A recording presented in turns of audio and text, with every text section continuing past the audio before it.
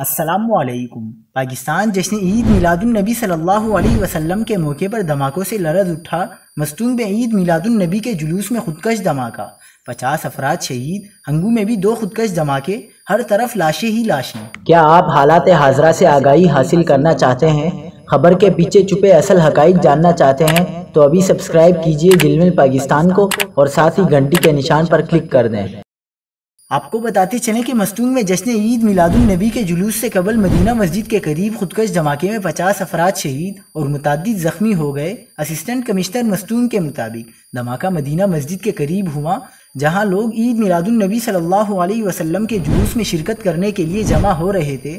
شہداء میں D S P محمد نواز گشکوری بھی شامل ہیں۔ خودکش حملے کے بعد ہر طرف انسانی اعضاء بکھر گئے۔ دوسری جانب ہنگو میں تھانے اور مسجد میں نماز جمعہ کے دوران ہونے والے خودکش حملوں میں 5 افراد شہید اور متعدد زخمی ہو گئے۔ 2 آبا تھانے پر 2 خودکش حملے ہوئے۔ ایک خودکش دھماکہ تھانے کے گیٹ پر ہوا، جبکہ دوسرا خودکش دھماکہ تھانے کے اندر مسجد میں ہوا۔